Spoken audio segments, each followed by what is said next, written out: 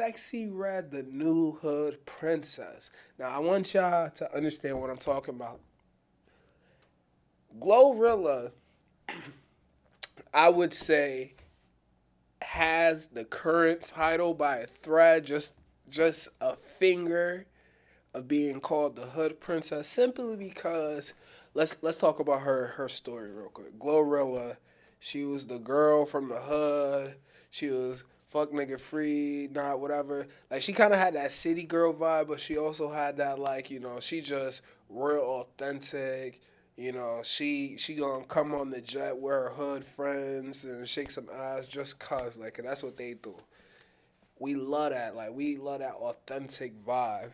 Now, as of recently, I feel like with the newest artist, Sexy Red, she's kind of been taking that throne because Glorilla been stepping out of that. Now let's talk about Sexy Red. Sexy Red, she kind of really on her hood shit. She came up with like Sukiyana and all that. I kind of put them all in that circle. She's also tapped in with like Summer Walker. So like she's surrounded with the hood classics already.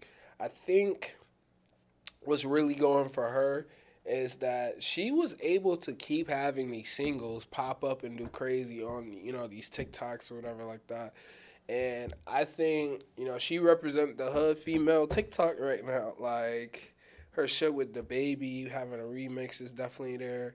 Her complete honesty, talking about everything, talking about whether she's sucking a nigga toes, whether she damn, what is some other wild shit she has done? Her getting chlamydia, STDs, and all this stuff. The fact she the raw queen. She just keep everything real authentic in all her interviews, and she actually does a lot of press like all the way around. Like I feel like I've been seeing less and less of Glorilla, and two, like we even see Sexy Red post like the bottom of her feet after a show because she performs barefoot. And she like, oh yeah, look at this, whatever, and it just seemed like she just rocking out herself, and she keeps like herself very on brand. Like she kept that red hair in her head for like I feel like the whole year, and I think that was smart for her to do because if you're putting yourself out there on a consistent level and people idolize you with this specific look, it could do numbers, especially when you first started getting out.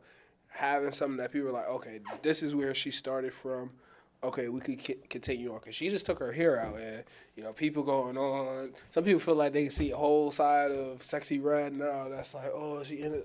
See, they doing all this, but when you're her label, you could do that now because like she kind of proven herself because she's not a one hit wonder. You can't call her that. Like, don't get me wrong, like I feel like on a mainstream level, like she had a couple songs just poke that bubble. But as far as like the hood classics, you got the ski joint, you got the baby joint, and you got the regular joint she got right now. And then plus two, I think she just got a lot of quotables, a lot of just hood tendencies in public. Like when she go out in the hood, when she go out to these BET awards and all that stuff, she be herself. She definitely do. And I think she's just real authentic, and that's just gonna keep being the positive side of her in life. Now, and this is gonna roll right into my next topic